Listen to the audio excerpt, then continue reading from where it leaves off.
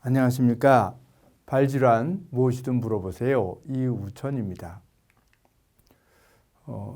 몇 년 전에 제가 영국의 로열 내셔널 오스피딕 호스피탈 이런 그 정형외과 전문 병원입니다. 거기에서 해마다 하는 족부 관련 연수 강좌에 초청을 받아서 강의한 적이 있습니다. 이 연수 강좌는 영국의 각 병원, 각 유명한 대학병원의 족부 전문 교수들이 강사진으로 참여하고 외국의 연자는 해마다 2명을 초청해서 강의를 하게 하는데 제가 거기에 초청받아서 강의한 적이 있습니다. 그래서 그 중에서 두 번째 중족지 관절의 퇴행성 관절염, 중족지 관절이라는 건 이 발가락과 그 위에 뼈, 이 뼈가 중족골이니까 중족골과 족지, 발가락 사이의 관절의 관절염이다. 이런 뜻이 되겠습니다. 무릎의 관절염이 일반적으로 알려진 퇴행성 관절염이지만 발에도 관절마다 또 손도 마찬가지죠. 손 끝에 마디마디에도 관절염이 생길 수 있습니다. 퇴행성 관절염이라는 건 다쳐서 생기는 경우에 외상성 관절염, 또 발의 경우에는 그 발가락 끝부분에는 프라이버그시 같은 병, 그런 경우에는 젊은 나이에도 생기지만 일반적으로 퇴행성 관절염이라는 것은 그 이름 자체에서 볼 수 있듯이 관절에 세월이 지나면서 연골이 점차적으로 닳아서 생기는 거기 때문에 나이가 많은 사람이 생깁니다. 그래서 대부분 중년 이후에 발생하고 젊은 사람들은 저절로 생기는 퇴행성 관절염은 거의 없다고 보면 되겠습니다. 이 발가락 뿌리 부분의 관절 중에서는 엄지 중족지 관절의 퇴행성 관절염이 제일 많습니다. 그것은 퇴행성 관절염이 되면 뼈가 자라납니다. 주변에 뼈가 크게 자라나서 그게 걸려가지고 이렇게 관절이 이렇게 움직여지지 않습니다. 그래서 그런 것이 이제 흔히 잘 그 발가락 쪽에서는 알려진 것이 엄지 발가락에 생기는 이런 관절염인데 오늘의 말씀드리는 것은 두 번째 관절염에 대해서 말씀드리려고 하는 것입니다. 두 번째 중족지 관절의 관절염은 외상성이나 아까 말씀드렸듯이 무슨 특별한 원인이 있는 경우 이런 경우에 드물게 발생한다 이렇게 알려져 있지만 저절로 발생하는 퇴행성 관절염에 대해서는 별로 알려진 바가 없습니다. 관절이 있으면 이 뼈와 뼈 사이에 검은 틈이 있습니다. 이것이 연골이 있는 부분이고 퇴행성 관절염이라는 것은 연골이 닳아서 그 부분이 움직일 때마다 아프고 관절 운동에 제한이 오고 그런 것이거든요. 근데 그 두 번째 밑에 요 뿌리 부분에 요 관절에 관절염이 있다는 것에 대해서는 별로 알려진 바가 없는데 제가 보다 보니까 이런 경우가 의외로 상당히 있더라고요. 그래서 이것이 누가 이런 병이 있다 그거를 알려주기 전에는 사람들이 이렇게 어쩌다 하나씩 보면 무심결에 넘어갈 수가 있습니다. 근데 제가 이걸 보니까 상당히 많고 그 다음에도 지금까지도 계속 보면은 이런 것이 많다는 것을 알게 되었고 그래서 그 당시에 제가 이런 연구 논문을 낸 바가 있고 그래서 그거를 가지고 강의를 하였습니다.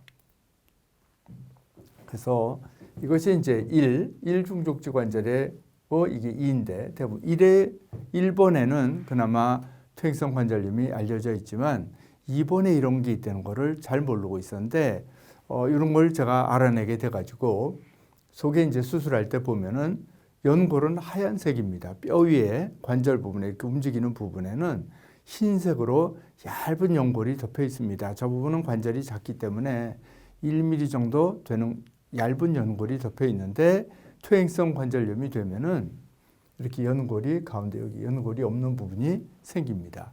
닳아가지고 연골이 없어지고 그 주변에도 점점 진행할수록 점점 더 연골이 없어집니다.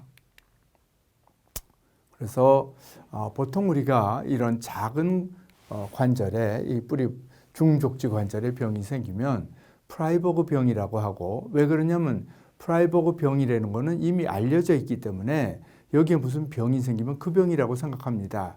근데 이것은 그 뼈의 일부분이 뼈가 이렇게 원래 동그란데 일부분이 죽어가지고 뼈가 가라앉는 겁니다. 뼈가 이런데 이렇게 뼈가 이렇게 동그라야 될 게 이만큼 지금 뼈가 죽어서 푹 주저앉아서 변형이 되고 그러면서 관절염이 되는 것이 프라이버그시 병인데 이것과 무관하게 상관없이 퇴행성 관절염이 생기는 걸 지금 말씀드리고 있습니다. 그래서 퇴행성 관절염은 뼈 주변으로 관절 주변에 뼈에 원래 정상적인 뼈가 있는데 그 위로 뼈가 이렇게 더 많이 자라나는 겁니다. 뼈가 실제로 자라납니다. 그리고 연골이 있어야 될 부분에 연골이 이렇게 없어지면서 발가락을 움직이려고 그러면 사람이 걸어갈 때 발가락이 뒤로 젖혀져야죠. 이렇게 발가락이 젖혀지면서 걸어가는데 그것이 되지 않아서 발가락이 이렇게 움직이면 이 방향으로 움직이지 않으니까 걸을 때마다 아프고 보행이 제대로 되지 않는 그런 질환입니다. 그래서 이제 수술을 하면은 요 뼈가 자라난 부분을 톱날로 이렇게 깎아내면은 걸리는 부분이 없어지기 때문에 뼈가 이렇게 정상적으로 움직여져서 통증도 줄어들고 보행도 아주 정상에 가깝게 되는 그런 질환이 되겠고, 그것이 이런 병이 있다. 그래서 이거는 원인이 뭐다? 또 그래서 이렇게 치료한다. 이제 그런 체계를 제가 만들어내게 되었습니다. 그래서 이걸 잘 봤더니 이제 병의 시기에 따라서 이것이 정상이라 그러면 조금 뼈가 자라난 거, 관절이 좀 좁아진 거, 이 틈새가 좀 좁아진 거, 이건 아주 연골이 다 없어서 관절이 딱 간격이 전혀 없어지고 뼈끼리 붙어 있는 이제 그런 상태가 되는 것이고, 그걸 단계별로 이런 경우가 이 병은 이렇게 진행하더라.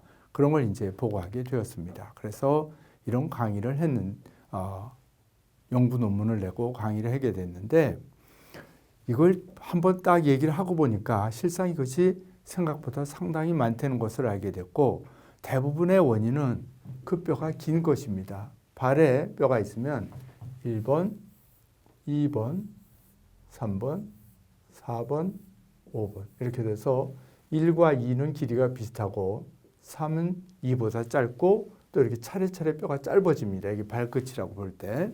근데 이 뼈가 두 번째가 이렇게 엄지보다 긴 경우에 이런 관절염이 생기더라. 이런 것을 알기 때문에 치료는 뼈를 깎아내는 것도 깎아내는 거지만 긴 뼈를 짧게 하는 것이, 즉 뼈를 이렇게 끊어주면은 저절로 짧아집니다. 그것이 근본적인 치료 방법이라는 것을 알게 됐고 그 후에도 이런 치료를 제가 많이 해서 여러분들이 관절을 잘 쓰게 되었습니다.